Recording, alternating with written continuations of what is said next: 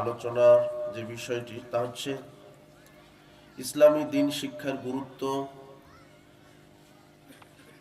ইসলাম কি এবং জাহেলিয়াত কি, এই বিষয়গুলি আমরা সংক্ষেপে আলোচনা করার চেষ্টা করব ইনশাআল্লাহ।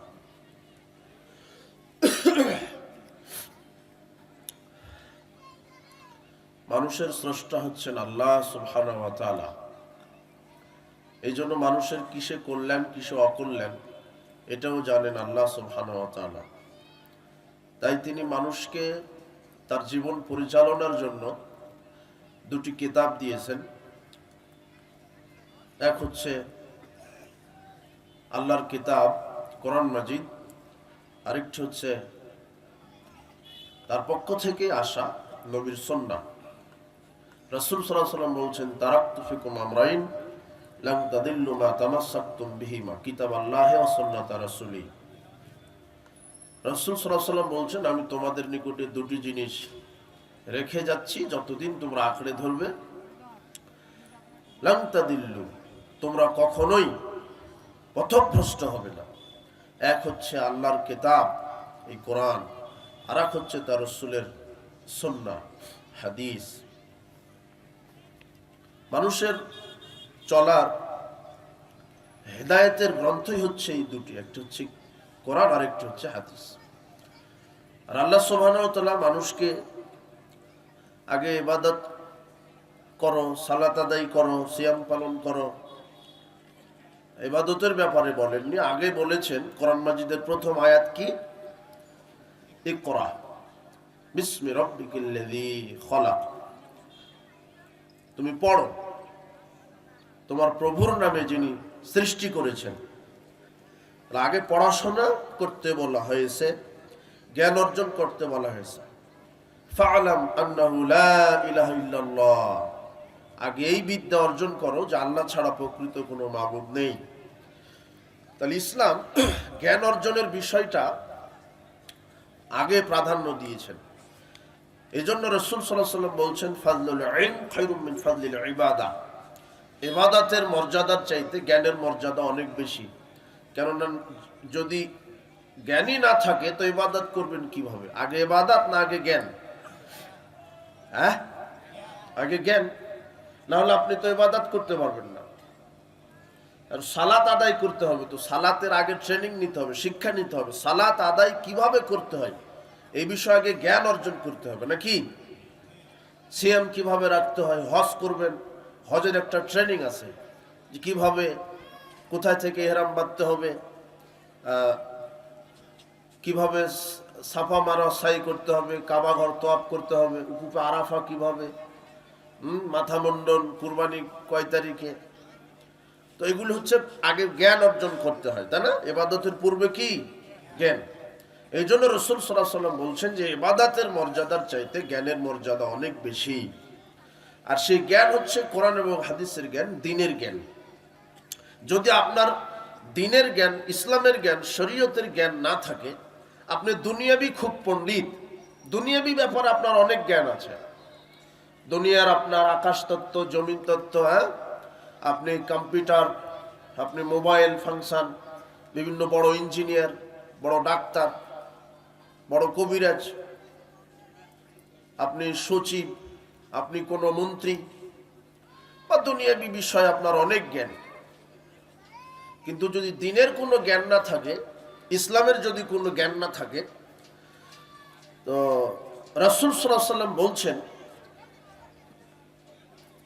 সহিহুল জামের মধ্যে একটা হাদিস আসছে, 1579 নম্বর হাদিস। রাসূল সাল্লাল্লাহু আলাইহি ওয়াসাল্লাম বলছেন, ইন্নাল্লাহা তাআলা ইউবগিযু কুল্লা আলিমিন বিদ-দুনিয়া ওয়া জাহিলিন বিল আখিরাহ।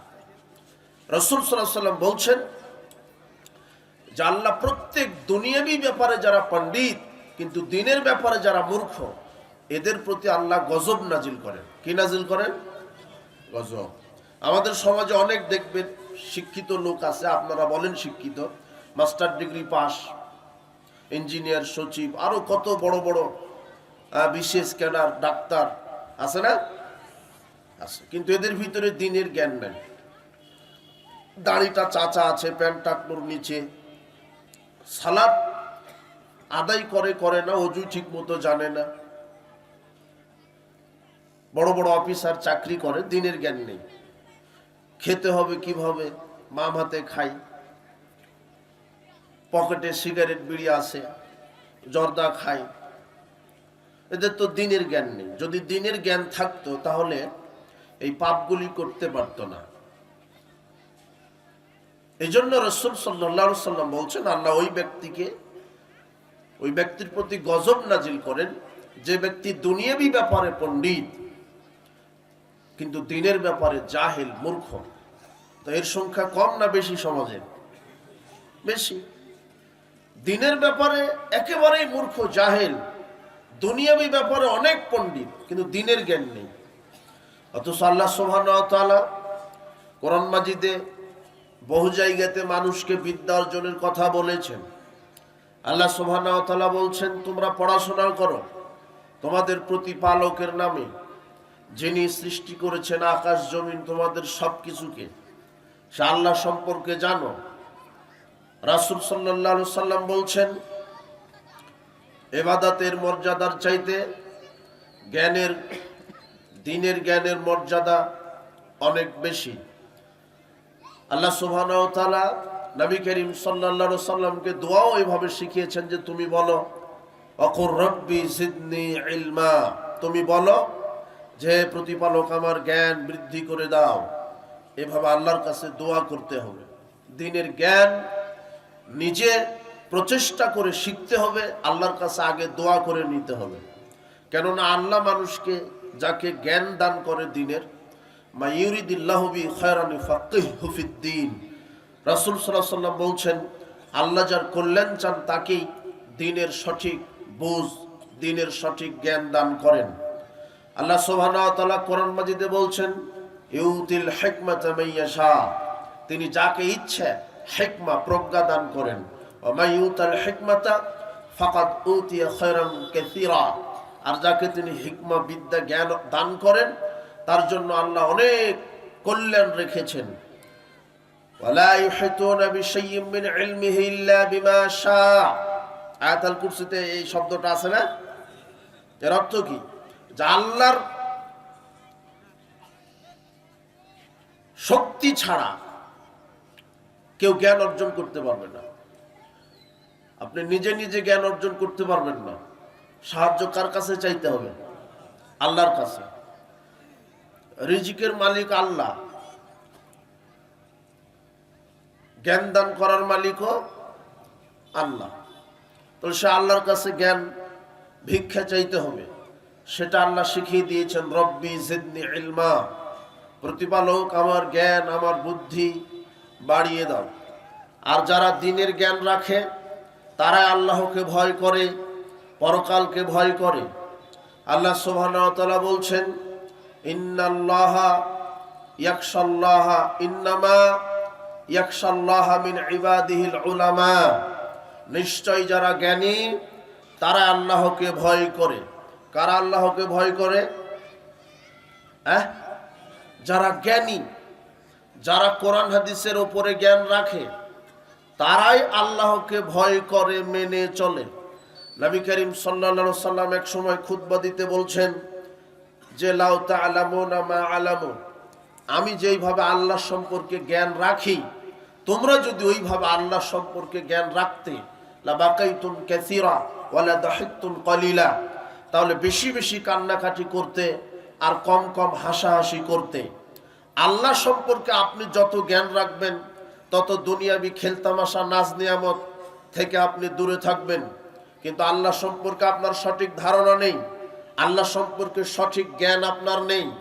আল্লাহ যে আমার স্রষ্টা, তিনি সর্বশক্তিমান, তিনি সর্বজ্ঞানী, তিনি আকাশ জমিনের মহাপরিচালক, তিনি বৃষ্টি দেন, তিনি ফসল দেন, তিনি মানুষকে চোখ দিয়েছেন, চোখ দিয়ে দেখার শক্তি দিয়েছেন, তিনি মানুষকে দুটি পা দিয়েছেন, পা দিয়ে চলার শক্তি দিয়েছেন, যিনি মানুষকে দুটি হাত দিয়েছেন, হাত দিয়ে ধরার শক্তি দিয়েছেন, যিনি মানুষের স্রষ্টা, যিনি হাজারো লক্ষ কোটি প্রাণীর স্রষ্টা, যিনি আকাশ জমিনের স্রষ্টা, তার কাছে পাপ নিয়ে উপস্থিত হলে তিনি শাস্তি দিতে পারেন, তার কাছে নেকি নিয়ে উপস্থিত হলে তিনি জান্নাত দিতে পারেন।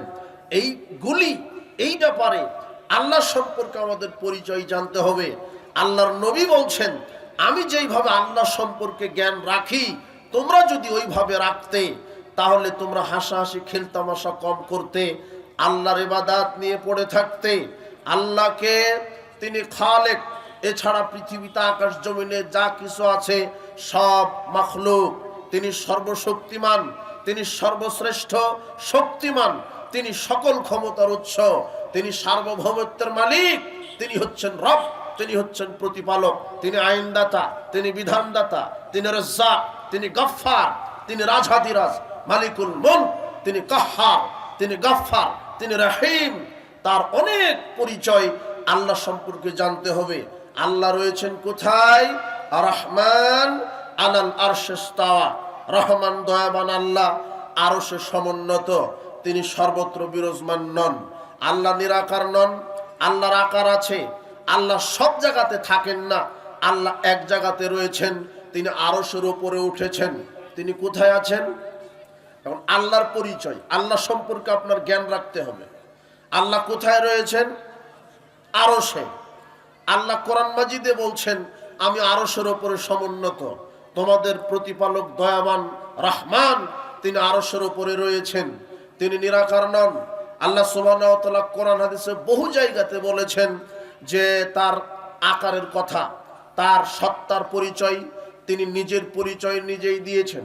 তিনি বলছেন, শোনো হে ইবলিস, মা মানাকা আন তাসজুদা লিমা খালাকতু বিয়াদাইয়া, হে ইবলিস, আমি যে আদমকে 2 হাত দিয়ে তৈরি করলাম, তাকে সেজদা দিতে তোমাকে কিসে বাধা দিল? তাহলে আল্লাহর কয় হাত আছে? 2 হাত।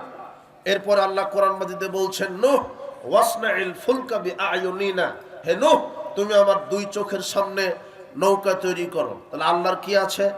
চোখ। আল্লাহ সুবহানাহু ওয়া তাআলা কোরআন মাজিদে বলছেন, ইয়াউমা ইয়াকশাফু সাকিউ ওয়া ইয়াদউনা ইলা সুজুদে ফালা ইস্তাতিউন, কিয়ামতের দিন আল্লাহ তার পায়ের নলা প্রকাশ করবেন, যাতে করে মানুষ, মুমিন নারী পুরুষ তাকে সেজদা দিতে পারে। কিন্তু দুনিয়াতে যারা 5 ওয়াক্ত সালাত আদায় করেনি তারা সেজদা দিতে পারবে না। নবী করিম সাল্লাল্লাহু আলাইহি সাল্লাম বলছেন, ফাম্মান নার ফালাতামতালু হাত্তা ইয়াল্লাহু রিজলাকে জাহান্নামে দিবে, জান্নাতীদেরকে জান্নাতে দিবে। জাহান্নামে মানুষকে দিতে দিতে জাহান্নাম পূর্ণ হবে না, এক সময়তে আল্লাহ জাহান্নামের ভিতরে তার পা ঢুকিয়ে দিবেন। তাহলে আল্লাহর কি হলো? পা। তাহলে কোরআন মাজিদ এবং হাদিস আল্লাহর নিজের পরিচয় নিজেই দিচ্ছেন, তার হাত, তার চক্ষু, তার পা। তো আপনি কি করে বলছেন নিরাকার? আল্লাহর আকার আছে, হাত আছে, পা আছে, চক্ষু আছে, নফস আছে, চেহারা আছে। আল্লাহ বলছেন, ফাইনামা তুওয়াল্লু ফাসাম্মা ওয়াজহুল্লাহ, তোমরা যেদিকেই তাকাও সেদিকেই তোমাদের রবের চেহারা রয়েছে। তাহলে আল্লাহর কি আছে?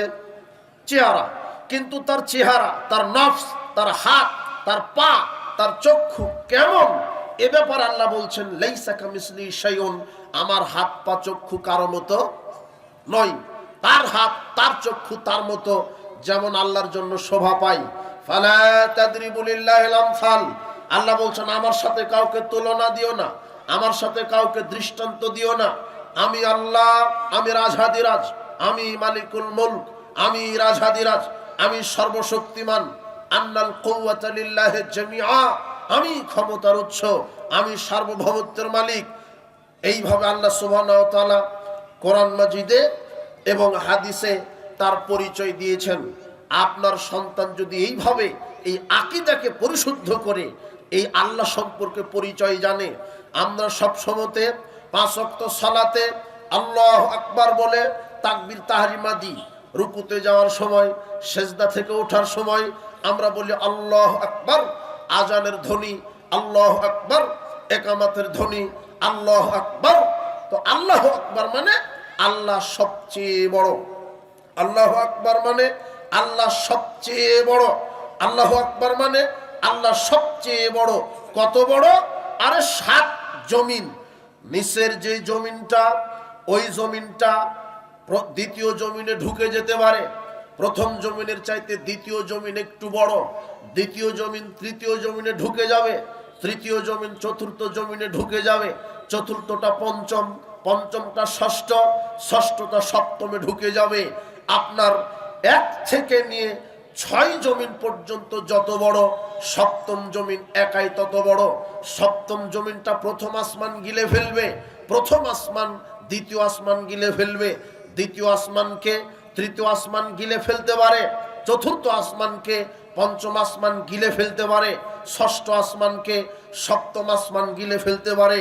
সাত আকাশ সাত জমিন যত বড়, ওয়াসিয়া কুরসিয়ুস সামাওয়াতি ওয়াল আরদ। আল্লাহ বলছেন কোরআন মাজিদে যে আল্লাহ তার যে কুরসি আছে, তার যে কুরসি মানে আব্দুল্লাহ ইবনে আব্বাস বলছে কুরসি হচ্ছে আল্লাহর পা রাখার জায়গা, আর কুরসিটা হচ্ছে সাত আকাশ সাত জমিনকে প্যাকেট করে রেখেছেন। আল্লাহর যে কুরসিটা আছে সেটা সাত আকাশ সাত জমিনকে ঘিরে রেখেছেন। আপনার স্ত্রী যেমন বাড়িতে মুরগি অথবা হাঁস প্রতিপালন করার সময়তে ওই যে কি টোপা না কি বলে ওটা দিয়ে ঢেকে রাখে, কথা বুঝেননি মনে হয়, মুরগিকে ঢেকে রেখেছে। তো আল্লাহর কুরসি দিয়ে সাত আকাশ সাত জমিনকে এইভাবে প্যাকেট করা আছে। সাত আকাশ সাত জমিন যত বড়, কুরসি তার চেয়ে অনেক বড়। কুরসিটা পা রাখার জায়গা, পা রাখার জায়গা যদি অত বড় হয়, তাহলে যিনি আরশে আছেন, আরশটা কত বড়, আরশ যত বড় তার চাইতে অনেক অনেক অনেক বড় আল্লাহ। তাই তো বলা হয় আল্লাহু আকবার, আল্লাহ সবচেয়ে বড়। এই জ্ঞান যদি আপনার থাকে, যদি আল্লাহ সর্বশক্তিমান বিশ্বাস থাকে, আল্লাহ বলছেন ইন্নাহু মাইয়াতি রাব্বাহু মুজরিমান ফাইন্না লাহু জাহান্নাম। যে আমার কাছে পাপ নিয়ে আসবে আমি আল্লাহ তাকে জাহান্নামে দিব। ইন্নাল আবরারা লাফি নাঈম। আল্লাহ বলছেন যে আমার কাছে নেকি নিয়ে আসবে তাকে জান্নাতে দিব। ওয়াইন্নাল ফুজ্জারা লাফি জাহিম। যে আমার কাছে পাপ নিয়ে আসবে আমি তাকে জাহান্নামে দিব। এই জ্ঞান যদি আপনার থাকে, আপনার জাতির থাকে, আপনার সন্তানের থাকে, তাহলে সে পাপ করতে পারে না, জেনা করতে পারে না, সুদ খেতে পারে না, ঘুষ খেতে পারে না, দুর্নীতি করতে পারে না, বদমাশি করতে পারে না, চুরি করতে পারে না, মানুষ হত্যা করতে পারে না, পিতামাতার সাথে নাফরমানি করতে পারে না। এই জ্ঞান যদি থাকতো যে আমাকে পাপ নিয়ে মারা গেলে জাহান্নাম হবে আর নেকি নিয়ে মারা গেলে জান্নাত হবে, এই জন্য পাপ এবং নেকি অর্জনের পূর্বে জ্ঞান অর্জন করতে হবে। তাই তো আল্লাহ বলছেন ফা'লাম আন্নাহু লা ইলাহা ইল্লাল্লাহ। পৃথিবীর মানুষ আগে এই বিদ্যা অর্জন করো যে আল্লাহ ছাড়া প্রকৃত কোনো মাবুদ নেই, তিনিই ক্ষমতাবান, তিনিই দয়াবান, তিনি একমাত্র সেজদা পাওয়ার মালিক, তিনি মানুষের প্রার্থনা পাওয়ার মালিক। আশা ভরসা কামনা সব আল্লাহর কাছে করতে হয়, একমাত্র সেজদা আল্লাহর কাছে করতে হয়। কোনো মাজার নয়, কোনো খানকা নয়, কোনো দরগা নয়, কোনো পীর নয়। কোনো পীর মানুষের পাপ ক্ষমা করতে পারে না।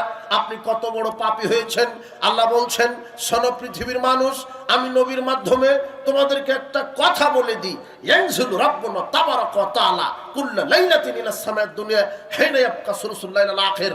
শোনো, আমি প্রত্যেক রাত্রের শেষ তৃতীয়াংশে আমি আল্লাহ প্রথম আসমানে নেমে আসি। নেমে এসে কি বলি? মায়াদুনি ফাস্তাজিবা লাহু। কে আমাকে ডাকছে, আমি ডাকে সাড়া দিতে এসেছি। মায়াস্তাগফিরুনি ফাগফির লাহু। কে কত পাপ করেছে আমার কাছে ক্ষমা চাও, তোমাদের সব পাপ আমি ক্ষমা করে দিতে এসেছি। এইভাবে আল্লাহ বলতে থাকেন। তিনি ক্ষমাশীল, তিনি দয়াবান, তিনি রহমান, তিনি গফুর। আল্লাহ সম্পর্কে পরিচয়। এই জন্য আল্লাহ সম্পর্কে যদি জানা থাকে যে তিনি, হ্যাঁ আল্লাহ সম্পর্কে জ্ঞান রাখলাম কি, তিনি আমাদের সৃষ্টিকর্তা, তিনি আরশে থাকেন, তিনি প্রত্যেক রাত্রে নেমে আসেন প্রথম আসমানে, এসে এইভাবে আমাদেরকে ডাকতে থাকেন। তাহলে আমি যে অসুস্থ, আল্লাহকে বলবো রাত্রে উঠে প্রতিপালক আমি অসুস্থ, আমাকে সুস্থতা দান করো। আমি যে বিপদে আছি, কেসকাবারিতে আছি, ঋণগ্রস্ত আছি, আল্লাহ ঋণ মুক্ত করে দাও, আমার বিপদ মুক্ত করে দাও। আল্লাহ আমি যে পাপ করেছি আমার পাপ ক্ষমা করে দাও। এইভাবে আমি বলতে পারবো যদি আমার জানা থাকে যে শেষ তৃতীয়াংশে আল্লাহ সপ্তম আকাশ থেকে কোথায় নেমে এসেছেন? প্রথম আসমানে। তাহলে আল্লাহ সম্পর্কে জ্ঞান, আমানতু বিল্লাহ, আমি আল্লাহর প্রতি বিশ্বাস করি। তাহলে আকীদাটা সঠিক হতে হবে। এরপরে জ্ঞান আপনার ছেলেকে দিবেন। এই মসজিদ মাদ্রাসা মক্তবে ভর্তি হলে এই জ্ঞানগুলি পাবে।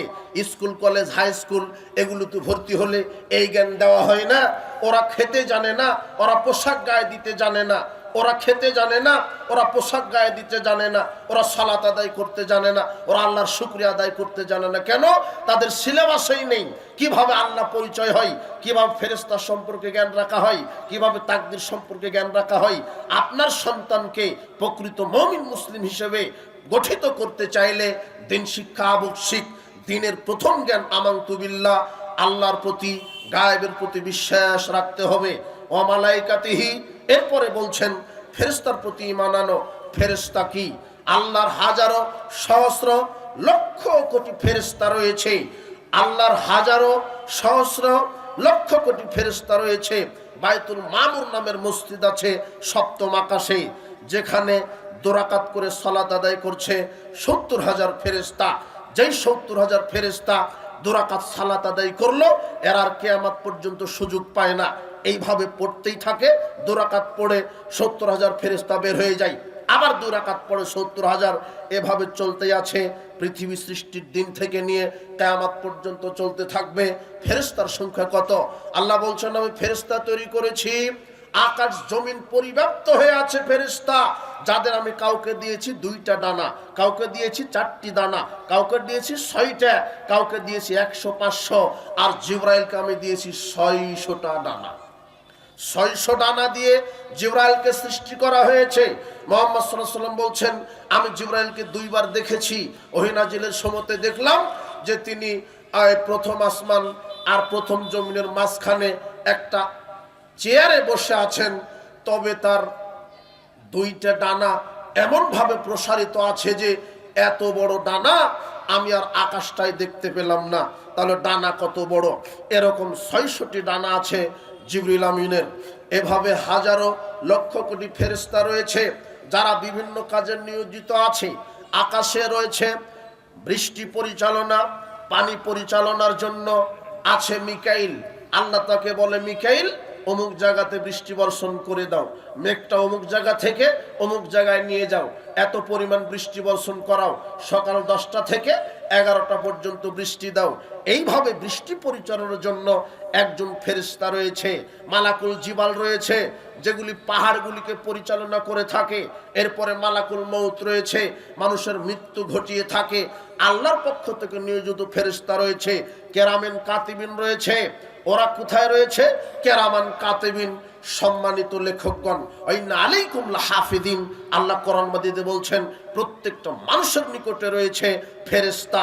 ইয়ালামুনা মা তাফআলুন, তারা জানে মানুষ যা করে, তারা জানে মানুষ যা করে। মা ইয়ালফিযু মিন কাওলিন ইল্লা লাদাইহি রাকিবুন আতীদ, মানুষ এমন কোনো কথা কর্ম কাজ করে না যা ফেরেশতা লিখে নেয় না। এই বিশ্বাসটা যদি আপনার থাকতো তাহলে আপনি পাপ কাজ করতে পারতেন না। আপনি যা কিছু করছেন কারা লিখার জন্য রেডি হয়ে আছেন? ফেরেশতা।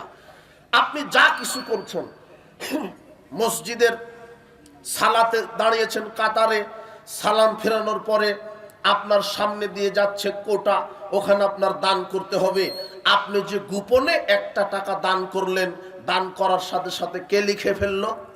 ফেরেশতা। আপনি ওই কোটা থেকে যদি 1 টাকা চুরিও করেন, সাথে সাথে কে লিখে ফেললো? কথা বুঝেননি মনে হয়। এই ফেরেশতা সম্পর্কে যদি আপনার আকীদা বিশ্বাস থাকে তাহলে কি আপনি পাপ করতে পারবেন? আল্লাহ বলছেন মা ইয়ালফিযু মিন কাওলিন, মানুষ যা কিছু বলে, যা কিছু করে, গোপনে হোক প্রকাশ্যে হোক, রাতে হোক দিনে হোক, একাকী হোক সঙ্গোপনে হোক, যা কিছু করছে পাপ হোক নেকি হোক, সব লিখার জন্য কেরামান কাতিবিন, সম্মানিত লেখকগণ রয়েছেন। এই বিশ্বাস, এই আল্লাহ ভীতি যদি থাকে তাহলে আপনি সুদ খেতে পারেন না, ঘুষ খেতে পারেন না, দুর্নীতি করতে পারেন না। কেন? আপনার ফেরেশতার প্রতি বিশ্বাস রয়েছে, আল্লাহর প্রতি বিশ্বাস রয়েছে। এই আকীদা, এই জ্ঞান, এই মানহাজ, এই তাওহীদ, এই রিসালাতের জ্ঞান আপনার সন্তানকে দিতে হবে, আপনার ছেলে মেয়েকে দিতে হবে, আপনার নিজেকে শিক্ষা অর্জন করতে হবে। শোনেন, পাপ থেকে বাঁচার মাধ্যম আল্লাহ ভীতি, পাপ থেকে বাঁচার মাধ্যম আপনার ঈমান বিল গায়েব, গায়েবের প্রতি বিশ্বাস, পাপ থেকে বাঁচার মাধ্যম ফেরেশতার প্রতি বিশ্বাস, পাপ থেকে বাঁচার মাধ্যম পরকালের প্রতি বিশ্বাস। আহা, আমি যদি পাপ করে মারা যাই কবরের শাস্তি হবে। আল্লাহর নবী বলছেন, শোনো, আমি ওই যে ঘুমিয়েছিলাম, আমি এক সময় ছিলাম, স্বপ্নে দেখছি দুজন ফেরেশতা এসে আমার বাহু ধরে বাইতুল মুকাদ্দাসের দিকে নিয়ে যাচ্ছে। যেতেই কয়েকটা দৃশ্য দেখলাম। একটা দৃশ্য দেখলাম যে কিছু মানুষকে লোহার সাঁড়াশি দিয়ে গাল চিরে দেওয়া হচ্ছে। আমি বললাম, এরা কারা? আমাকে বলা হলো সামনে চলেন। সামনে যাওয়ার সময়তে দেখলাম যার একটা মানুষ শুয়ে আছে, পাথর মেরে মাথা ফাটিয়ে দেওয়া হচ্ছে। আমি বললাম, এই ব্যক্তিকে? আমাকে বলা হলো সামনে চলেন। আবার সামনে যেতে দেখছি কিছু নারী পুরুষকে আগুনের চুলাতে জ্বালিয়ে ছাই কয়লা করে ফেলা হচ্ছে। আমি বললাম, এরা কারা? বলল, সামনে চলেন। সামনে গিয়ে দেখি কিছু মানুষ রক্তের নদীতে আপনার চুবানি খাচ্ছে, সাঁতার কাটছে। আমি বললাম, এই ব্যক্তির অবস্থা কি? তারা বললেন, সামনে চলেন। তারা সামনে যেতেই দেখি বিশাল একটা বাগান, সবুজ শ্যামল বাগান। বাগানে বিশাল একটা গাছ, গাছের একেবারেই গোড়াতে বসে আছে একজন বৃদ্ধ, আর বৃদ্ধের পাশে রয়েছে বালক বালিকা। আর একটু সামনে গিয়ে দেখি একজন মানুষ আগুন জ্বালাচ্ছে। এইবারে আমি বললাম, তোমরা যারা আমাকে এতক্ষণ দেখালে এগুলি আমাকে বলো। তখন তারা বলছে, শোনেন, ওই যে দেখলেন যার গালটা লোহার সাঁড়াশি দিয়ে চিরে দেওয়া হচ্ছে, ও হলো মিথ্যুক, ও মিথ্যা কথা বলতো। যারা মিথ্যা কথা বলে তাদের কবরের শাস্তি হবে, লোহার সাঁড়াশি দিয়ে গাল চিরে ফেলবে। আর ওই যে যার মাথা ফাটানো হচ্ছে, ও হলো আলেম, ও হলো হাফেজ, শুধু হেফজ করে, শুধু কারি সাহেব সেজে মানুষের বাড়িতে খতম দিয়ে খেয়েছে, মেলাদ কিয়াম করে বেরিয়েছে। আর ওই যে আলেম, যে বক্তৃতা দেয়, মিথ্যা কথা বলে, মিথ্যা তাফসির করে, নিজে ভালো বক্তৃতা দেয় কিন্তু নিজে মানে না, এই আলেমের কবরে মাথা ফাটানো হবে। যারা শুধু বেতন উঠায় আর খায়, শুধু চাকরি করে, দাওরা ফারেক, আপনার বিভিন্ন বড় বড় ডিগ্রি নিয়ে শুধু চাকরি করে, বেতন উঠায় খায়, আর হক কথা বলে না। হক কথা বলে না কেন? চাকরি চলে যাবে তাই। এই আলেমের মাথা ফাটানো হবে। বিচার মাঠে আলেমগণ থাকবে বিপদে। আল্লাহর নবী বলছেন, ইন্না মিম্মা আতাখাউফ মিনহুল উম্মাতি উম্মাতুল মুদাল্লিন। আমি সবচেয়ে বড় ভয় করি আমার এই শেষ উম্মতের যারা আলেম হবে এদেরকে নিয়ে। আমি সবচেয়ে বড় ভয় করি আমার যারা শেষ জামানায় আলেম হবে তাদেরকে নিয়ে। কেন? তারা বিজাতিদের সাথে মিশে যাবে, তারা বিজাতিদের সাথে মিশে যাবে। এটা মুহাম্মদ সাল্লাল্লাহু আলাইহি ওয়াসাল্লামের ভয় ছিল। তাই তো ইব্রাহিম আলাইহিস সালাম মণ্ডপে ঢুকেছিলেন মূর্তি ভেঙে দেওয়ার জন্য।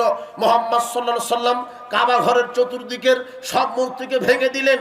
ইব্রাহিম আলাইহিস সালাম মণ্ডপে ঢুকলেন মূর্তি ভেঙে দেওয়ার জন্য। আর বাংলাদেশের কিছু হুজুর মন্দিরে যায় মূর্তি উদ্বোধন করার জন্য।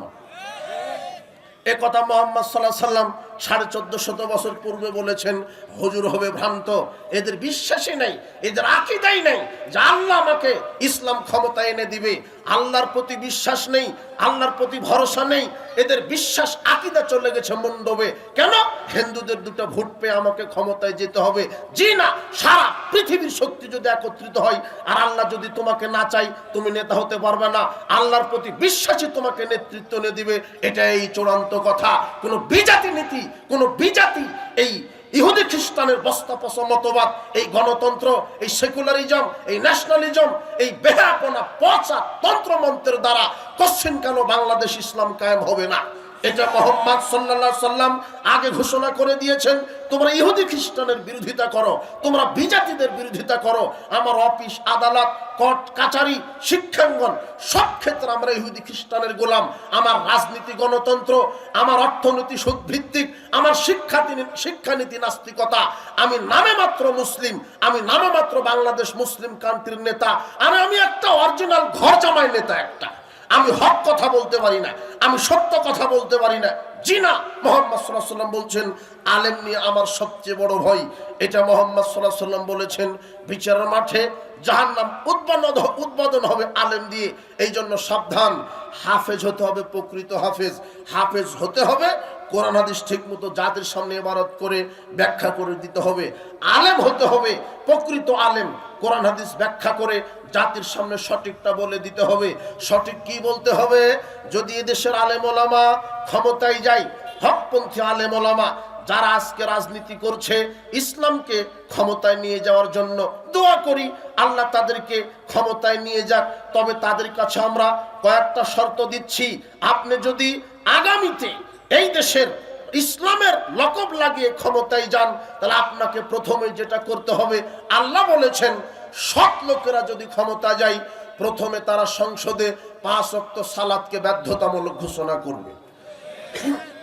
সংসদ থেকে বলে দিবে আজ থেকে আকেল বালেগ প্রত্যেকটা মুসলিম নারী পুরুষের সালাত আদায় করা বাধ্যতামূলক। যারা সালাত আদায় করবে না তাদের আজীবন জেল হবে। এটা সংসদ থেকে আইন পাশ করা হবে। কেন? এখন সংসদের 300টা সিটে আছে এদেশের হকপন্থী আলেম ওলামা এমপি মন্ত্রী, আর থাকবে সংবিধান কোরআন হাদিস, কোন ইহুদি খ্রিস্টানের নীতি সংবিধান থাকবে না। আমি মুসলিম, আমার স্রষ্টা আল্লাহ, আমার পরিচালনা বিধান সংবিধান দিয়েছেন আল্লাহ, তাই সংসদে থাকবে আল কোরআন আর আল হাদিস, এটা দিয়েই চলবে। যদি সংসদে কোরআন সুন্নাহ বসানো যায় তাহলে আর মদের বিরুদ্ধে বক্তব্য দেওয়া লাগবে না, সংসদেই পাশ করে দিবে 24 ঘন্টার মধ্যে মদের সব ফ্যাক্টরি আগুন লাগিয়ে পুড়িয়ে দাও। সংসদ থেকে পাশ করে দেওয়া হবে। যারা বিবাহের পরে জেনা করবে মাওলানা সাহেব আর জেনার বিরুদ্ধে বক্তব্য দিবে না, ওয়াজ মাহফিল আর হবে না, বক্তব্য সংসদ থেকে হবে। বলে দিবে 24 ঘন্টার মধ্যে পর্দা ফরজ মুসলিম নারী পুরুষের। যারা বিবাহের পরে জেনা করবে তাদেরকে লক্ষ কোটি মানুষের সামনে বুক পর্যন্ত মাটিতে গেড়ে দিয়ে পাথর মেরে মাথা ফাটিয়ে দাও। এই আইন যেদিন বাংলার জমিনে কায়েম হবে, বাংলার জমিন থেকে রাতারাতি লুচ্চামি বন্ধ হয়ে যাবে, তখন আর বক্তব্য দেওয়া লাগবে না। যখন পাশ করা হবে বিবাহের পূর্বে যদি কোনো যুবক যুবতী জেনায় লিপ্ত হয় তাহলে তার শাস্তি হবে কি? 100 লাঠি পিটাও, 1 বছর এলাকা ছাড়া করো। এইভাবে সংসদে পাশ করা হবে। আর কি পাশ করা হবে? সংসদ থেকে পাশ করা হবে বাংলাদেশে যত এনজিও আছে, সুদ ভিত্তিক ব্যাংক আছে, সব লাথি মেরে কবর দাও। এই ডিগ্রি পাশ করা হবে, এই আইন পাশ করা হবে। আর কি পাশ করা হবে? বাংলাদেশে পাশ করা হবে যখন সংসদে কোরআন হাদিস বসবে তখন আপনার নেতা 24 ঘন্টা নয় 24 সেকেন্ডের মধ্যে বলবে আপনার এই বাংলাদেশে যে শিরকি জাতীয় সঙ্গীত ওরা তোমার আকাশ তোমার বাতাস লাথি মেরে বাংলার জমিন থেকে কবর রচনা করে দাও। এইভাবে আইন পাশ হবে, সংসদ থেকে আইন পাশ হবে। কিন্তু আপনার হুজুর যদি মাঠে নেমে যদি ক্ষমতায় যায় এগুলি পারবে না। আর 24 ঘন্টা কেন, 24 ঘন্টার মধ্যে আর একটা আইন পাশ করবে তোমার হুজুর। তোমার হুজুর বাংলাদেশে আহলে হাদিস মসজিদ মাদ্রাসা ভেঙে দেওয়া হয়, তোমার হুজুর কিছুই বলে না। তোমার হুজুর ওই সময়তে, যেই সময়তে বাংলাদেশের আহলে হাদিসের মসজিদ মাদ্রাসা প্রোগ্রাম বন্ধ করা হচ্ছে, ওই সময় তোমার এই দাড়ি টুপিওয়ালা হুজুর মন্দির পাহারা দিতে মুসলমানের যুবককে পাঠায় দেয়। তোমার হুজুরের কি হবে? তোমার হুজুরের বিচারের মাঠে কি হবে? আশ্চর্য কথা, যেখানে মসজিদ মাদ্রাসা ভেঙে খান খান করে দেওয়া হচ্ছে, তোমার হুজুর একটা বক্তব্য নেই যে মসজিদ ভাঙবে কেন। আশ্চর্য কথা, এই হুজুর দিয়ে ধর্ম চলবে না। এইভাবে রাজনীতি করলে সমাজ ইসলাম কায়েম হবে না। আপনাকে সাবধান করছি উপস্থিত বৈঠকের মুসলিম দিনী ভাই বোন, আপনার হুজুর ক্ষমতায় যাওয়ার পরে বলবে কি বলবে? মুহাম্মদ সাল্লাল্লাহু আলাইহি ওয়াসাল্লামের ভাষাতে কথা বলবে, লা তাদাতিম ফালাল্লা তামাস্তাহু ওয়ালা কবরান মুশরিফান ইল্লা সাওয়াইতাহু। আপনার হুজুর সংসদের এমপি হওয়ার সাথে সাথে বলবে, শোনো 24 ঘন্টার মধ্যে বাংলাদেশে যত মাজার খানকা দরগা ওরস আছে লাথি মেরে মাটি সমান করে দাও। এটা বলতে পারবে? তোমার হুজুর মাজার থেকে ভোটের ক্যানভাস শুরু করে, তোমার হুজুর তো বলতে পারবে না। এই জন্য সাবধান, তুমি কার নেতৃত্বের ছায়া তলে গেছ, তুমি সাবধান হও যুবক। এমন নেতার পিছনে ছোট না। আলেম হবে ভ্রান্ত, কিন্তু প্রকৃত আলেম হতে হবে। আমি বলছিলাম যে কবরে মাথা ফাটানো হবে এক শ্রেণীর হুজুরের, এক শ্রেণীর আলেমের, জিহুবা কাটা হবে এক শ্রেণীর বক্তার, যারা মিথ্যা কথা বলে, মিথ্যা তাফসির করে, সমাজে জাল জয়ীব শিরক বেদাত চালু রেখেছে, এমন বক্তার মাথা ফাটানো হবে, জিহুবা কাটা হবে, আর বিচারের দিন জাহান্নাম উদ্বোধন হবে। এগুলি আকীদা মানহাজের জ্ঞান না জানা পর্যন্ত ওই আলেম দিয়ে কি হবে? ওই আলেম দিয়ে জাহান্নাম উদ্বোধন হবে। দুনিয়াতে মন্দির উদ্বোধন হয়, পরকালে আল্লাহ কি উদ্বোধন করবেন? জাহান্নাম। তা আপনার ছেলেকে সঠিক বিদ্যা শিক্ষা দেন, আপনার ছেলে আপনার মেয়েকে ইসলামী শিক্ষা দেন। ইসলামী যদি শিক্ষা দেন তাহলে কোরআনে লেখা আছে যে লা তাকুলু আমওয়ালাকুম বাইনাকুম বিল বাতিল। আপনার ছেলেটা কোরআন পড়ে যখন এমপি মন্ত্রী হবে তখন চিন্তা করবে যে না, আমি তো কোরআন পড়েছি, মাদ্রাসায় পড়েছি, আল্লাহ সম্পর্কে, ফেরেশতা সম্পর্কে আমার ঈমান আছে, পরকাল, কবর, জান্নাত, জাহান্নাম সম্পর্কে আমার ঈমান আছে, তাকদীর সম্পর্কে আমার ঈমান আছে, কাজে আমি নেতা হয়েছি, এমপি মন্ত্রী হয়েছি, আমি জনগণের টাকা চুরি করব না। এই সন্তান কোরআন পড়ার পরে যদি এমপি হয়, মেম্বার হয়, চেয়ারম্যান হয়, তখন আর জনগণের টাকা চুরি করবে না। কিন্তু যারা এমপি মন্ত্রী হয়, কোরআন পড়া তো বহুদূরের কথা, অজুই জানা নেই, নামাজ তো বহুদূরের কথা, কি জানে না। একটা চেয়ারম্যান হতে 1 কোটি টাকা খরচ করছে, আপনার চেয়ারম্যান ও 1 কোটি টাকা খরচ করছে 50 কোটি চুরি করার ধান্দাতে। আপনি আবার ঠিক বলছেন, আপনি তো 500 টাকাতে বিক্রি হয়ে যান। কোথায় আমি বক্তব্য দিচ্ছি? 500 টাকাতে আপনি তো বিক্রি হয়ে বেনামাজিকে ভোট দিয়ে দিলেন। এই বেনামাজি এমপি হওয়ার পরে নামাজ কায়েম করবে? আপনি তো ভোট দিয়ে এক লুচ্চাকে এমপি বানালেন, ও জেনার বিধান কায়েম করবে? আশ্চর্য কথা। যে দেশের পিয়ন 400 কোটি টাকার মালিক, আপনার এমপির অবস্থা কি? ও ক্ষমতায় গিয়ে চুরি করলে হাত কাটা যাবে, এই বিধান কায়েম করবে? কায়েম করলে আপনার নেতারই আগে হাত কাটা হবে। সাবধান। এই জন্য জাতিকে সঠিক কোরআন সুন্নাহ আকীদা মানহাজের জ্ঞান শিক্ষা দিতে হবে। হুজুর হলেই হবে না, আলেম হলেই হবে না। বহু আলেমকে দিয়ে জাহান্নাম উদ্বোধন করা হবে। সেই আলেম কোন আলেম? বহু আলেম আছে জাহান্নামের দিকে মানুষকে ডাকছে, কোরআন হাদিসের বিকৃত অর্থ করে বলছে যে কোরআনেই পীর ধরার দলিল আছে, কোরআনেই পাখা মার্কায় ভোট দিতে হবে দলিল আছে, কোরআনেই নৌকাতে ভোট দিতে হবে দলিল আছে। তোমার হুজুর কোরআন থেকেই দলিল খুঁজছে। আশ্চর্য কথা, আশ্চর্য কথা। এই হুজুর দিয়ে হবে না। এই হুজুর কোরআন সুন্নাহকে বিকৃত করছে, সঠিক শিক্ষা দিতে হবে। যাই হোক, এরপর আল্লাহ নবী বলছেন, ওই যে আগুনের চুলাতে জ্বালানো হচ্ছে, ওটা দেখালে ওটা কারা? বলছে ওরা হলো জেনাকার নারী পুরুষ, যারা জেনা করত। যেই ছেলেটা নারীর সাথে প্রেম ভালোবাসা করতে গিয়ে জেনায় লিপ্ত হয়েছে। এই মেয়ে, এই বোকা মহিলা, তুমি বলছো যে ওটা বয়ফ্রেন্ড? ওটা বয়ফ্রেন্ড নয়, ওটা হলো তোমার ইন্টারন্যাশনাল ধর্ষক, তোমাকে ধর্ষণ করে ছেড়ে দিবে ও। তুমি বলছো যে ওটা বয়ফ্রেন্ড, হারামখোর। এই যুবক, তুমি বলছো ওটা দিনী বোন, তুমি ওর দিনী বোন হলো কি করে? ওটা তোমার দিনী বোন হয় কি করে? তুমি যে পার্কে ঘুরতে চলে গেছো, আবার শয়তান তোমাকে শিখিয়ে দিয়েছে প্রেম হলো পবিত্র, প্রেম পবিত্র। আর আপনার মেয়েটাকে একটা পুরুষ টিচারের কাছে টিউশনি করতে দিয়ে পাঠিয়েছেন কেন? এভাবে কি শরীয়ত জায়েজ আছে যে পুরুষের পাশে বসে মেয়েরা পড়াশোনা করবে, একই ক্লাসে ছেলে মেয়ে বসে পড়াশোনা করবে? ইসলাম এটা স্বীকৃতি দেয় না। এগুলি সহশিক্ষা, জেনার শিক্ষা ব্যবস্থা। জি না, তোমার জাতি তোমাকে বলছে শিক্ষক হলো গুরুর মতো, শিক্ষক হলো পিতার মতো।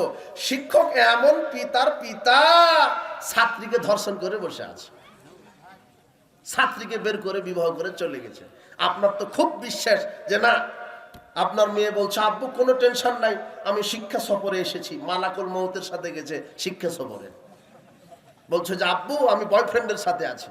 তখন আপনি আবার তাহাজ্জুদ পড়ে দোয়া করছেন, হে আল্লাহ আমার মেয়েটাকে সহি সালামতে ফিরিয়ে দিও।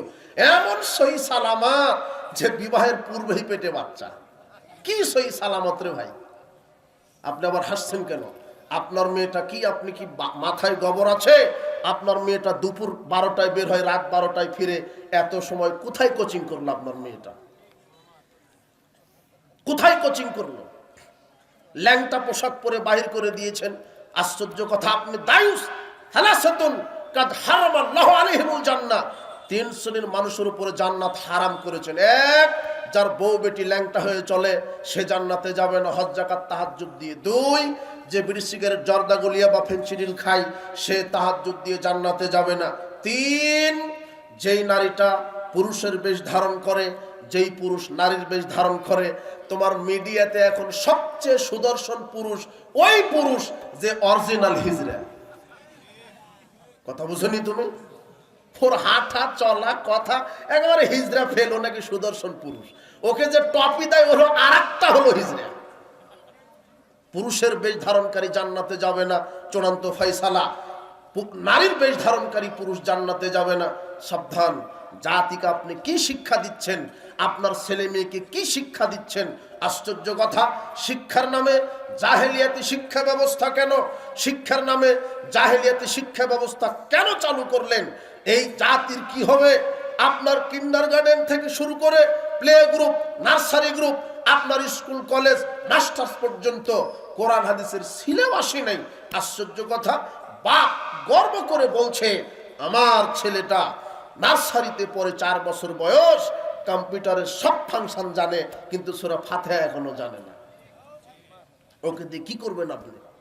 আপনার ছেলেটা বিসিএস ক্যাডার, সবই শিখেছে, কিন্তু এই হারামখোর সালাম দিতেই শিখেনি, বলছে আসসালামু আলাইকুম হুজুর।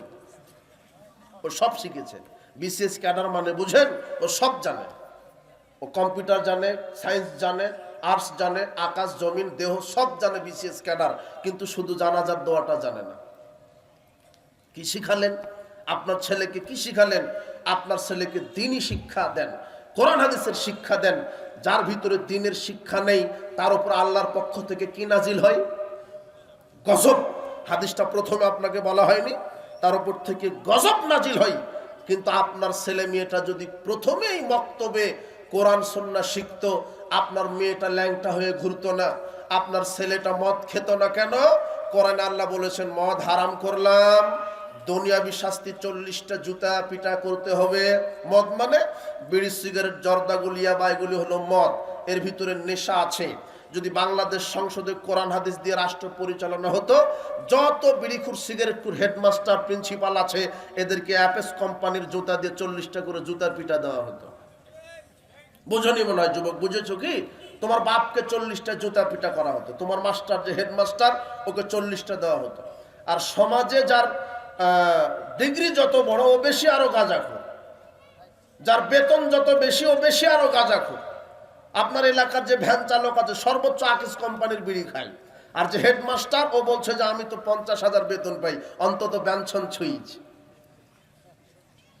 তুমি খাও, তোমার হেডমাস্টার খায় সিগারেট, তোমার বাপ খায় সিগারেট, তোমার মসজিদের হুজুর খায় আবার জর্দা, আবার বলছে মাকরু।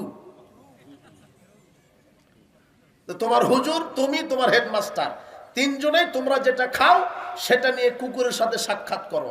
কুকুরকে বলবা যে ভাই তুই একটু খা, ও পেশাব করে দিতে রাজি আছে, তো মুখে দিতে রাজি নেই। যেটা তুমি খাও, তোমার বাপ খায়। সিগারেটের গায়ে লেখা আছে ধূমপান বিষপান, তাও খায়। সিগারেটের গায়ে লেখা আছে এই তামাক, এই সিগারেট, বিড়ি, জর্দা গুলি হারাম। আজকে তুমি তওবা করো। যদি আপনার ছেলেটা প্রথমেই আল্লাহ ভীতিটা ঢুকে যেত, তাহলে মাদক মুখে দিত না।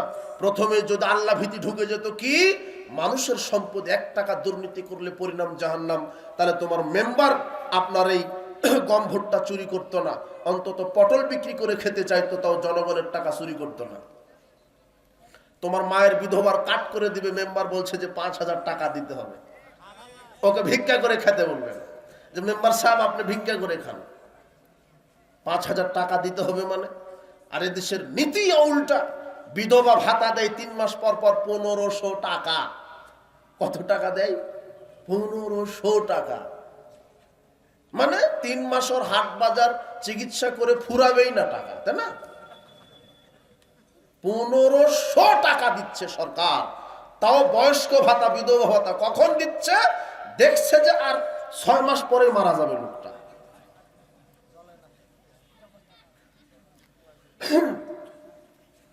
ওমর রাদিয়াল্লাহু আনহুর মতো নেতা হতে বলো তোমার নেতাকে। ওমর রাদিয়াল্লাহু আনহু বলছেন ফোরাত নদীর তীরে যদি কুকুর না খেয়ে মারা যায়, আল্লাহ আমাকে ধরবেন। ওমর রাদিয়াল্লাহু আনহু একটা তাঁবুতে গিয়ে দেখছেন তাঁবু থেকে কান্নার আওয়াজ আসে। বুড়ি মাকে জিজ্ঞাসা করছেন, বুড়ি মহিলা বাচ্চা কাঁদে কেন? বুড়ি মহিলা বলছে আমার বাচ্চারা ক্ষুধার জ্বালায় কাঁদে। পাতিলে কি রান্না করছো? বুড়ি মহিলা বলছে পাথর আর পানি দিয়ে নাড়াচাড়া করে আমার ছেলে মেয়েকে সান্ত্বনা দিচ্ছি, আর বলছি গোস্ত রান্না হচ্ছে, একটু পরে খাবি। নাড়তেই আছি 2-4-5 ঘন্টা ধরে, কিন্তু পাথর তো কোনোদিন গুস্ত হবে না। বাচ্চারা ঘুমাচ্ছেও না ক্ষুধার জ্বালাতে। ওমর রাদিয়াল্লাহু আনহু বক্তব্য শোনার পরে ওমর বলছেন মনে হচ্ছে আমার পায়ের নিচ থেকে মাটি খসে যাচ্ছে। তিনি দৌড়ে চলে গেলেন খাদ্য গোদামে। রাজকোষাগারে গিয়ে বলছেন এই আসলাম, আটার বস্তা কাঁধে উঠিয়ে দাও, তরি তরকারি কাঁধে উঠিয়ে দাও, অর্ধ পৃথিবীর খলিফা আটার বস্তা কাঁধে উঠে আপনার দারিদ্র মানুষের বাড়িতে আটার বস্তা নিজে গিয়ে বহন করে রুটি তৈরি করে খাওয়িয়ে দেয়, এর নাম ওমর। আর তোমার সেই দেশের নেতারা সে আটার বস্তা চুরি করে। তো ওই নেতা দিয়ে কি করবা? ওই নেতার পিছনে ক্যানভাস করে কি করবা? সাবধান। ওই নেতা তোমাকে বলবে যে আমার ক্যানভাস করো, অমুকের গাড়ি পুড়িয়ে দাও, বাড়ি পুড়িয়ে দাও, আমার দলে যোগ দাও, টাকা দিব, নারী দিব, কি চাইবে সবই দিব। এই নেতা তোমাকে একদিন ওযু করা শিখায়নি, শিখাইছে? সালাতের কথা বলেছে, ইমানের কথা বলেছে? জি না। এই জাহেলদের পিছনে তুমি ঘোরো না, এরা তো জাহান্নামে যাবে, তোমাকে নিয়ে যাবে। তুমি মনে রেখো হে যুবক, তোমার অনেক দাম আল্লাহর কাছে। আল্লাহ বলছেন আমি 7 শ্রেণীর লোককে আমার আরশের নিচে বিশেষ মেহমান হিসেবে আমি তাদেরকে জায়গা দিব। তার মধ্যে ওই যুবক আছে যেই যুবক তার যৌবনকাল ক্ষয় করে ফেলবে একমাত্র আমি আল্লাহর ইবাদত করে। তুমি কি করছো? তোমার যৌবনকাল কিভাবে কাটাও? এই যুবতী মেয়ে, তুমি তোমার যৌবনকাল কিভাবে কাটাও? লুচ্চামি করে, গান বাজনা শ্রবণ করে, আপনার এই মদ খেয়ে, জুয়া খেলে, 31st নাইট পালন করে, পয়লা বৈশাখ পালন করে তুমি কি জবাব দিবে? বিচার মাঠে আল্লাহ বলবেন তোমার যৌবনকালের হিসাব দাও। তুমি কি দিবে? তোমার না আছে সালাত, না আছে ওযু, না আছে পরকাল, না আছে আকীদা মানহাজের জ্ঞান। তোমাকে দিয়ে কি হবে? জাতি তোমার দ্বারা কি আশা করতে পারে? তোমার যদি তাওহীদের জ্ঞান থাকতো, ওই 5 আগস্টে শুধু তোমার নেতার মূর্তি ভাঙা হতো না সেদিন। তোমার যদি তাওহীদের জ্ঞান থাকতো, ওই 5 আগস্টে বাংলাদেশের জমিন থেকে খানকা মাজারকেও কবর দেওয়া হতো সেদিন। তোমার তো ওই জ্ঞানই নাই। তুমি মূর্তি ভেঙেছো তাও হিংসার বশবর্তী হয়ে, যে ও জালেম, ওর মূর্তি ভেঙে দাও। জি না, ইসলামের জন্য মূর্তি ভাঙা লাগতো। তুমি ওই মূর্তি ভেঙে এক নেকি পাওনি। কেন? তুমি ইসলামের জন্য করনি। তুমি আবার দেখছি তুমি আর একটা দল গঠন করে আবার তুমি গণতান্ত্রিক পদ্ধতিতে তুমিও যেতে চাচ্ছ। তুমি কি দেখাতে চাচ্ছ? তুমি ইসলামী নীতিতে আসো, তুমি সিলেকশন নীতিতে আসো, তুমি এই ইলেকশন নীতিতে নেতা নির্বাচন করে বাংলাদেশে তুমি হক নেতা তুমি উপহার দিতে পারবে না। তুমি মনে রেখো, আমি আপনাকে যেটা বলছি, আপনার সন্তানকে দ্বীনের জ্ঞান শিক্ষা দেন, ইসলামের জ্ঞান শিক্ষা দেন। মেয়ে যদি ইসলামের জ্ঞান শিক্ষা পেত তাহলে এভাবে লুচ্চামি করতো না, বেপরদায় চলতো না। ছেলেকে যদি সঠিক শিক্ষা দিতেন তাহলে সে চুর হতো না, বদমাশ হতো না, বেনামাজি হতো না। আসল শিক্ষা এখানেই। আবু হুরায়রা রাদিয়াল্লাহু আনহু বলছেন, রাসূল সাল্লাল্লাহু আলাইহি ওয়াসাল্লাম বলেছেন, কুল্লু মাউলুদিন ইউলাদু আলাল ফিতরা, প্রত্যেকটা সন্তান ইসলামী স্বভাব নিয়ে জন্মগ্রহণ করে। ফাআবাহু ইউহাব্বিদানিহি আও ইউনাসসিরানিহি আও ইউমাজ্জিসানিহি, পিতামাতা তাকে বেনামাজি বানায়, পিতামাতা তাকে লুচ্চা বানায়, পিতামাতা তাকে চোর বানায়, পিতামাতা তাকে ডাকাত বানায়, পিতামাতা তাকে ইহুদি খ্রিস্টান বানায়। বাপ যদি বেনামাজি হয় বেটা হাজী সাহেব হয়ে যাবে, তাই না? মা যদি লুচ্চা হয় বেটি আয়েশা রাদিয়াল্লাহু আনহার মতো হবে নাকি? বেটি নিজে চিন্তা করবে, মাই যদি চালায় তো আমার চালাতে সমস্যা কি? বাপই যদি গাঁজা খায় ছেলে ইয়াবা খাবে, যে আব্বাই তো চালাচ্ছে, সমস্যা কি? ছাগল আপনি 1 প্যাকেট সিগারেট কেনার জন্য ছেলের হাতে টাকা দিয়ে দোকানে পাঠিয়েছেন, আপনার মরে যাওয়া ভালো ছিল, মরে যাওয়া ভালো ছিল। আপনি কি সন্তান জন্মগ্রহণ করে মারা যাচ্ছেন, আপনি কি জবাব দিবেন? আর যদি দিন শিক্ষা দিতেন তাহলে এই সন্তান আপনার মৃত্যুর পরে দোয়া করত, তখন আল্লাহ আপনাকে জান্নাতে অনেক উচ্চ মর্যাদা দিত। একটা হাদিস আসছে, রাসূল সাল্লাল্লাহু আলাইহি ওয়াসাল্লাম বলছেন, ইন্নাল্লাহা ইয়ারফাউ দারাজাতা লিল আবদি সালিহ ফিল জান্নাহ, কিছু পিতামাতাকে আল্লাহ জান্নাতে অনেক মর্যাদা দিবেন। এই মর্যাদা দেখে পিতামাতা বলবে, আন্নালি হাজি ইয়া রব, হে প্রতিপালক, এত মর্যাদা আমাদের? আমরা তো কোনোভাবে 5 ওয়াক্ত সালাত, কোনোভাবে সিয়াম রেখেছি, ভালো তাহাজ্জুদ পড়তে পারিনি, বেশি দান সদকা করতে পারিনি, এত অল্প ইবাদতে এত মর্যাদা কেন? তখন আল্লাহ বলবেন, বিস্তিগফার ওয়ালাদিকা লাক, শোনো, ওই যে সৎ সন্তান রেখে এসেছিলে পৃথিবীতে, তারা তোমার জন্য দোয়া চেয়েছে, আমার কাছে ক্ষমা চেয়েছে। তোমার সৎ সন্তানের দোয়ার বদৌলতে আমি তোমাদেরকে জান্নাতুল ফেরদাউস দান করে দিয়েছি। কিন্তু যাকে রেখে গেছেন ও গাঁজা ছাড়া চলে না, একে দিয়ে কি হবে? যে মেয়েটাকে রেখে গেছেন ওর লুচ্চামি করতে চলে না। আল্লাহর নবী বলছেন, মান আলা খালাসা বানাতিন, যে ব্যক্তি 3টা নারীকে প্রতিপালন করবে, যেই ব্যক্তি 3টা মেয়েকে, যেই ব্যক্তির 3টা মেয়ে তিনটা মেয়েকে প্রতিপালন করবে। ফাদ্দাবাহুন্না, সুন্দর শিষ্টাচার শিক্ষা দিবে। ওয়াজাওয়াজাহুন্না, আর সৎ ছেলের সাথে বিবাহ দিবে। এক, যেই পিতা তিনটা সন্তান জন্ম দিবে। দুই, মেয়েদেরকে আদব শিষ্টাচার শিক্ষা দিবে। তিন, সৎ ছেলের সাথে বিবাহ দিবে। পিতা যদি তিনটা কাজ করতে পারে, ফালাহুল জান্নাহ, আল্লাহ ওই পিতার উপরে জান্নাতকে ওয়াজিব করে দিবেন। কিসের সুবহানাল্লাহ? মেয়েকে বিবাহ দিয়েছেন কার সাথে? বেনামাজির সাথে। তা তো হবে না।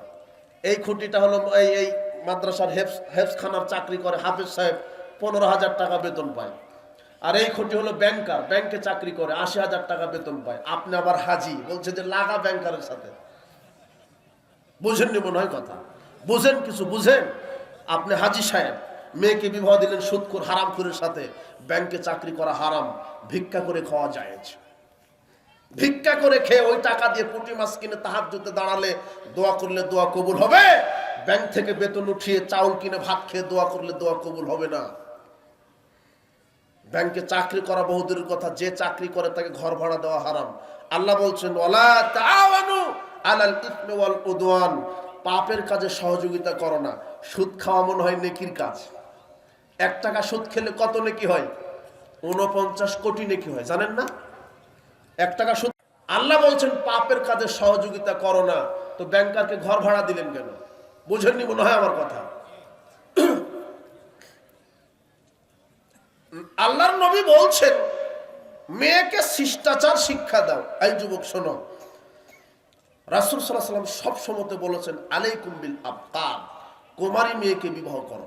কুমারী মেয়ের মুখ মিষ্টি হয়, তারা আদর দিতে পারে বেশি, তারা সন্তান দিতে পারে বেশি। তাজাওয়াজুল ওয়াদুদান ওয়ালুদা, ওই নারীকে বিবাহ করো যেই নারী বেশি বেশি সন্তান দিতে পারে, বেশি বেশি স্বামীকে ভালোবাসা দিতে পারে। ফাইন্নি মুকাসিরুম বিকুমুল উমামা, শোনো, আমি মুহাম্মদ সাল্লাল্লাহু আলাইহি ওয়াসাল্লাম বিচার মাঠে গর্ব করব যে সব নবীর চাইতে আমার উম্মত বেশি। এই জন্য তোমরা বেশি বেশি সন্তান নিতে পারে এমন নারীকে বিবাহ করো। এই যুবক, তুমি বুঝবে কি করে যে ও বেশি দিবে না কম দিবে? হ্যাঁ, আল্লাহর নবী যে বললেন যে ওই নারীকে বিবাহ করো যেই নারী বেশি বেশি কি দিতে পারে। হ্যাঁ, তো তুমি বুঝবে কি করে কম দিবে না বেশি দিবে? তার মায়ের দিকে দেখতে হবে। কার দিকে? তার মা, তার খালা। তুমি যে নারীকে বিবাহের প্রস্তাব দিচ্ছ, ওর মায়ের যদি 10টা থাকে, ও 10টা দিতে পারবে। কথা বুঝুনি মনে হয়? এইটাই মুহাম্মদ সাল্লাল্লাহু আলাইহি ওয়াসাল্লাম বলছেন। কিন্তু তোমার শিক্ষা ব্যবস্থা আবার বলছে যে 2টার বেশি নয়, 1টি হলেই ভালো হয়। যে এই বইটা লিখেছে ও যদি ছাগল প্রতিপালন করে, তাহলে ছাগলের পেটে যখন বাচ্চা আসে, ও আল্লাহর কাছে তাহাজ্জুদে দোয়া করে, আল্লাহ আমার ছাগলের 8টা বাচ্চা দিও। ছাগলের 8টা, আর ওর কয়টা? মানে ও নিজেই প্রমাণ করছে ছাগলের চাইতে ওর দাম কি। বুঝনি মনে হয়? তুমি এই পড়াশোনা করো, এই বিদ্যা করো বেটা, বেশি বাচ্চা নিলে উপকার আছে। এই মহিলা শোনো, তোমার স্ত্রী আবার বলছে যে একটাই হয়েছে আর পারবো না। জি না, যদি বলে যে একটাই হয়েছে আর পারবো না, শুধু একটা হাদিস মেরে দিবে যে তাহলে আর একটা বিবাহ করব, তখন দেখবে যে না, জয়টা লাগে দিচ্ছে। কথা বুঝনি মনে হয়? তোমার স্ত্রী যেন এই হাদিসটা শুনে কি আল্লাহর নবী বলছেন আলা উনাব্বিউকুম বি আহলিল জান্নাহ, আলা উখবিরুকুম বি আহলিল জান্নাহ, আচ্ছা আমি কি তোমাদেরকে বলবো না জান্নাতবাসীদের সম্পর্কে? কারা জান্নাতি? ক্বালু বালা, আল্লাহর নবী বলেন। তখন আল্লাহর নবী বলছেন আন-নাবিয়্যু ফিল জান্নাহ, নবী হলো জান্নাত। সিদ্দিক ফিল জান্নাহ, যারা সত্যবাদী জান্নাত। শাহিদু ফিল জান্নাহ, যারা শহীদ তারা জান্নাতি। এইভাবে বলতে বলতে আল্লাহর নবী বলছেন নিসাউকুম মিন আহলিল জান্নাতিল ওয়াদুদুল আউদুল মাউলুদু আলা জাওজিহা, ওই নারীও জান্নাতি যেই নারীর ভিতরে 3টা গুণ থাকবে। 1, বেশি বেশি বাচ্চা দিতে পারবে। 2, বেশি বেশি স্বামীকে ভালোবাসা তৃপ্তি দিতে পারবে। 3, যেই নারী স্বামীর আনুগত্য করবে। এই 3টা গুণ বিশিষ্ট নারী, যেই নারী বেশি বেশি বাচ্চা দেয়, যেই নারী স্বামীকে তৃপ্তি ভালোবাসা দেয়, যেই নারী স্বামীর বাধ্য থাকে আনুগত্য করে, এই নারীও জান্নাতি। তাহলে যেই নারী বেশি বেশি বাচ্চা দিতে পারে এই নারী কোথায় যাবে? জান্নাতে।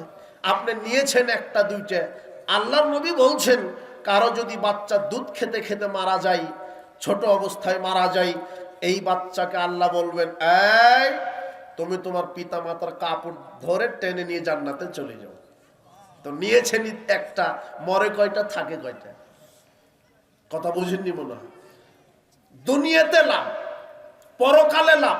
বেশি সন্তান হলে দুনিয়াতে লাভ, পরকালে লাভ। কি? যদি 10টা হয়, আজকে নিয়ত করেন অন্তত 5-7টা নিবেন, নিয়ত করেন। যদি 7টা বাচ্চা হয় তো দুনিয়াতে লাভ। কি লাভ? 7 জনই বড় বড় ব্যবসায়ী, তো টাকা বেশি হলো না? 7 জনের মধ্যে 5টায় আপনি প্রবাসে পাঠিয়েছেন, আপনি টাকা বেশি হলো, টাকা বেশি। 7 জনই চাকরি করে বা ব্যবসা করে, টাকা বেশি, শক্তিও বেশি। 7 জন আর আপনি একজন, 8 জন। যদি লাঠি নিয়ে বের হন, গ্রামের মানুষ কেউ আপনাদের সামনে দাঁড়াবে না, শক্তিও বেশি। কথা বুঝেননি মনে হয়? শক্তি বেশি, টাকা বেশি। এটা দুনিয়াবি উপকার। আর কি পরকালীন উপকার? কি? এই 7টার মধ্যে যদি একটা মারা যেতে পারে, কথা বুঝেননি মনে হয়, তাহলে জান্নাত। আর মারা যাওয়ার চিন্তা করেন কেন?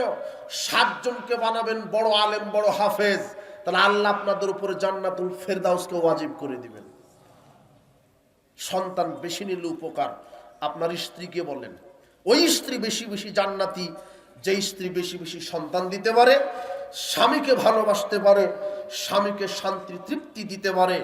আল্লাহ সুবহানাহু ওয়া তাআলা কোরআন মাজিদে বলছেন, লিতাসকুনু ইলাইহা, এই জন্যই তো আমি নারীকে সৃষ্টি করেছি যাতে করে সে তার স্বামীকে তৃপ্তি দিতে পারে। পৃথিবীর সবচেয়ে শান্তি তৃপ্তির জায়গা পুরুষের জন্য তার স্ত্রী। লক্ষ টাকা বেতন পান, স্ত্রী যদি অবাধ্য হয়, শান্তি নেই। আপনি 3 বেলা খুব দামি খাবার খান, কিন্তু পরিবারে এসে যদি স্ত্রী আপনার পাশে না আসে, শান্তি নেই। আপনার শান্তি তৃপ্তির জায়গা হলো স্ত্রী। আপনি না খেয়ে আছেন, কিন্তু স্বামী যদি আপনার মাথাটা টিপে দেয়, আপনার উরুরানের উপরে যদি মাথাটা রেখে আপনাকে আদর করে দেয়, আপনি পৃথিবীর সবচেয়ে শান্তি তৃপ্তিকর মানুষ। ওই স্ত্রী, যেই স্ত্রী স্বামীকে ভালোবাসে, এই নারীকে বিবাহ করেন। যেই নারী বেশি বেশি বাচ্চা দিতে পারে, এই নারীকে বিবাহ করেন। আল্লাহর নবী বলছেন যে ইন্নাল মারআতা, নিশ্চয় মহিলা, ইজা সাল্লাত খামসাহা, যেই মহিলা 5 ওয়াক্ত সালাত আদায় করবে, ও সামাত শাহরাহা, রমাদানের সিয়াম পালন করবে, ওহসানাত ফারজাহা, লজ্জাস্থানের হেফাজত করবে, অতাত বালাহা, আর স্বামীর খেদমত করবে, তাহলে কি হবে? ফালতাদখুল মিন আইয়ুন আবওয়াবিল জান্নাতি 7, আল্লাহ ওই নারীর জন্য জান্নাতের 8টি দরজা খুলে দিবেন। নারীদের জন্য জান্নাতে যাওয়ার যতগুলো মাধ্যম, তার একটা সবচেয়ে বড় মাধ্যম হচ্ছে স্বামীর আনুগত্য করে জান্নাত। স্বামীর অবাধ্যতা করে জান্নাত হবে না, স্বামীর অবাধ্যতা দেখিয়ে জান্নাত হবে না।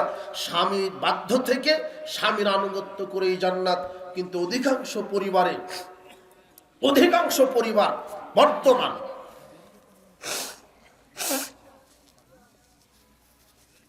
বর্তমান অধিকাংশ পরিবার স্বামীকেই বাধ্য থাকতে হয়। কার? স্ত্রী। কোথায় স্ত্রী বাধ্য থাকবে? কোন বাধ্য তো থাকতে হবেই, কেননা আপনি যৌতুক নিয়ে বিবাহ করেছেন, এ তো উপায় নেই। আর বিবাহের দিনে শাশুড়ি আপনার ওই যে এই গলাশি পরিয়ে দিয়েছে, হাতে আংটি পরিয়ে দেয় নাকি, ওটা হলো গলাশি। মানে শাশুড়ি যে চোখ যেদিকে করবে সেদিকে এখন তোমার থাকতে হবে।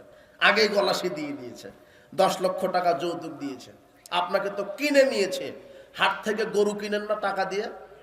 গরু কেনার পরে যখন ওই জমি চাষ করেন, পান্টি দিয়ে পিটায় আর বলাই ডানে যা বামে যা বলেন না, তো গরু তো কিনে নিয়েছে, মানে আপনার শ্বশুর শাশুড়ি আপনাকে টাকা দিয়ে কি করে নিয়েছে? কিনে নিয়েছে। 10 লক্ষ টাকা আপনার। এখন আপনি আপনার স্ত্রী আর আপনার শ্বশুর শাশুড়ির কাছে আপনি গরু ছাগল, ওদেরই বাধ্য থাকতে হবে। কাপুরুষ হবেন না, ভিক্ষা করবেন তবু যৌতুক নেবেন না, বরং পুরুষ হয়ে বিবাহ করবেন। বিবাহের দিনে শ্বশুরকেই মোটরসাইকেল কিনা দিবা। তুমি বলবা যে শ্বশুর আব্বা মোটরসাইকেলটা থাকলো, মেয়েকে 20 বছর প্রতিপালন করেছেন, কষ্ট হয়েছে, আপনাকেই দিলাম, এর নাম পুরুষ। আর তুমি হা করে থাকো কেন? তোমার বাপ আরো বড় হা করে আছে, তো বাপ বেটা ভিক্ষা করবা।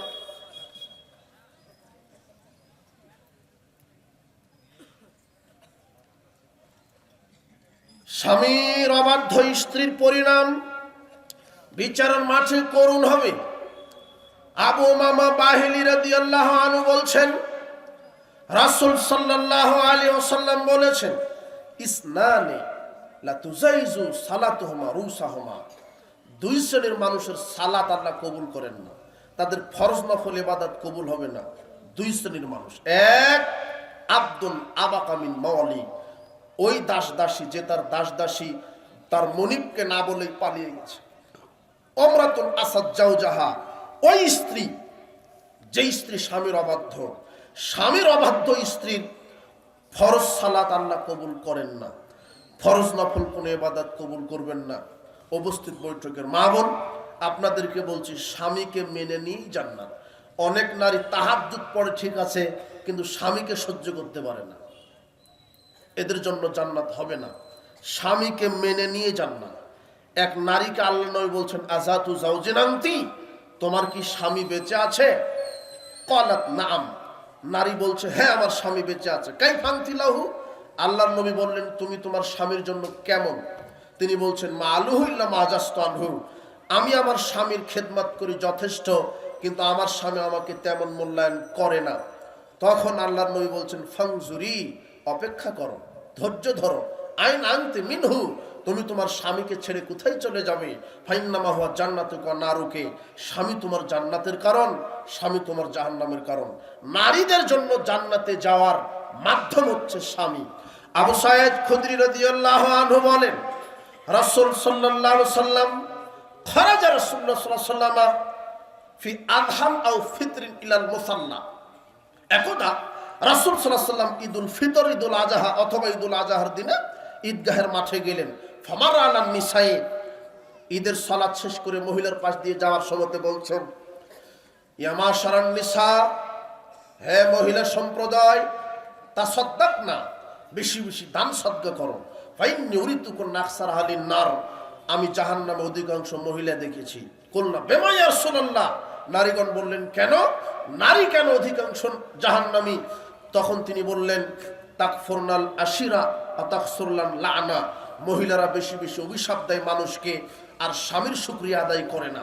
মা রাআইতু মিন নাকিসাত আকলিন ওয়া দ্বীনিন আযহাবা লিলুব্বি রাজুলিন হাজা মিন ইহদাকুন্না, আমি আশ্চর্য বিষয় যেটা দেখেছি, পুরুষের ঈমানকে নষ্ট করতে পারে নারী, পুরুষের ঈমানকে নষ্ট করতে পারে নারী। ওই যে নারীটা উলঙ্গ হয়ে রাস্তাঘাটে বাজারে চলে গেছে, ওই উলঙ্গ নারীকে যত পুরুষ দেখেছে, সব পুরুষের সমান পাপ হবে ওই নারীর। ঈমান তো দুর্বল হলো পুরুষের, পুরুষও ক্ষতিগ্রস্ত, নারীও ক্ষতিগ্রস্ত। নারী একটা জাতিকে ধ্বংস করে দিতে পারে। বানি ইসরায়েলের প্রথম ফিতনায় হয়েছিল নারী।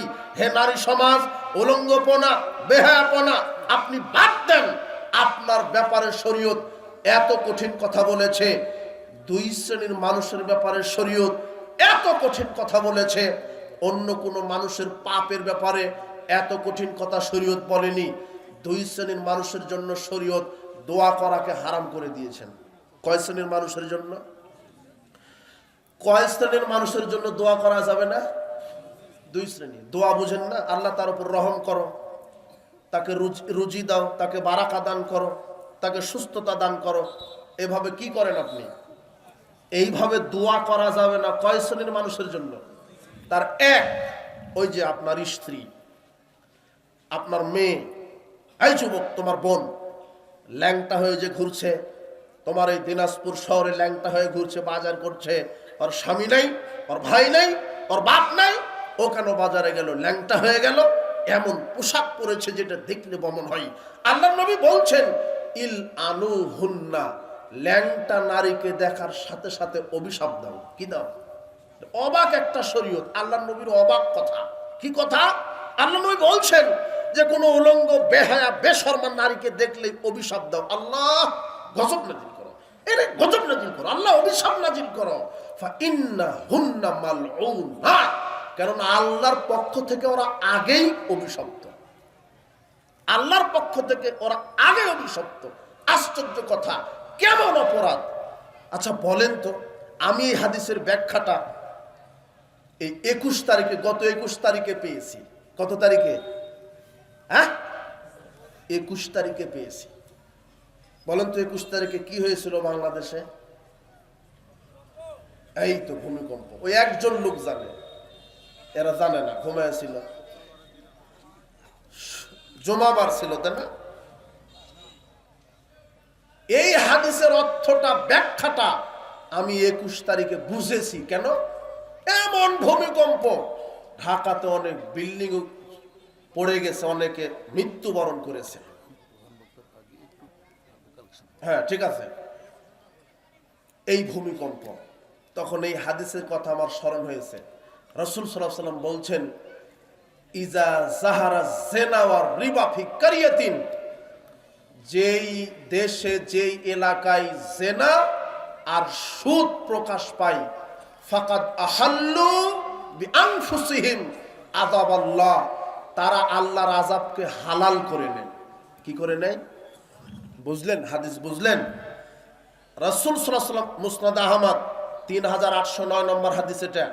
রাসূল সাল্লাল্লাহু আলাইহি ওয়াসাল্লাম বলছেন, যখন যে এলাকার লোক জেনা আর সুদ প্রকাশ পায়, যেই দেশে সুদ প্রকাশ পাবে আর জেনা প্রকাশ পাবে, ওই দেশের লোকেরা আল্লাহর গজবকে হালাল করে নিল। তো ভূমিকম্প এটা প্রাকৃতিক দুর্যোগ নয়, এটা আমরা হালাল করে নিয়েছি। বুঝেননি মনে হয়?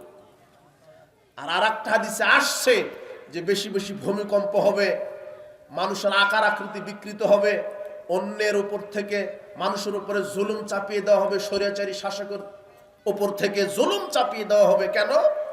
যখন ইদা যালিকা শারিবুল খুমরা, মদ পান বেশি হবে, ওয়াত্তাখাজুল কায়নাত, নর্তকী গায়িকা নাচানাচি করবে, ওয়াদারাবু বিল মাযিব, বাদ্যযন্ত্র প্রকাশ পাবে। আল্লাহর নবী এই কথা আগেই বলেছেন। আজকে সমাজে, দেশে মাদক বেড়ে গেছে। প্রত্যেকটা মোবাইল টিভিতে নায়িকা গায়িকা নাচে। তুমি সিনেমা করাই যুবক, তুমি নাটক খুর, সিনেমা খুর, তুমি হারাম খুর। আর বাংলাদেশের নাটক, সিনেমা, এই নাস্তিক, এই বেশ্যারা তৈরি করে বাংলার যুবক যুবতীর ঈমানকে ধ্বংস করার জন্য। প্রত্যেকটা নাটক, সিনেমা দেখবে লুচ্চামি, কিভাবে অমুককে ধর্ষণ করে, অমুকের মেয়ের সাথে কিভাবে লুচ্চামি করে, নাটক তৈরি হয়। আল্লাহ এদেরকে গজব দিয়ে মাটির নিচে চাপিয়ে ধ্বংস করে দাও। দোয়া করো, এই লুচ্চাদের জন্য গজবের দোয়া করতে হবে, এটা হাদিস। তুমি আজকে তাহাজ্জুদ পড়ে দোয়া করবে, যারা বাংলাদেশে, যারা সিনেমা, যারা নাটক, লুচ্চামি কায়েম রেখেছে, আল্লাহ এদেরকে তুমি গজব দিয়ে মাটির নিচে চাপিয়ে দাও।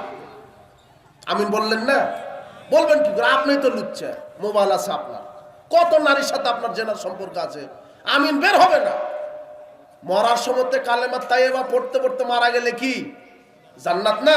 কিন্তু বের করার শক্তি কে দিবে? 14 জন মুফতি শিখাই দিলেও বের হবে না যদি লুচ্চামি করেন। কথা বুঝেছেন? সাবধান। আল্লাহ নবী বলছেন, পতিতা নারীকে দেখলে তোমরা অভিশাপ দাও, এদেরকে অভিশাপ দাও। মানুষ সেই জাতির উপরে যেন গজবকে হালাল করে নিল।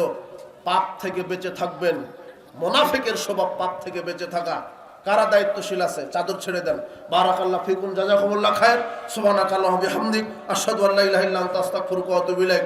আসসালামু আলাইকুম ওয়া রাহমাতুল্লাহি ওয়া বারাকাতুহু।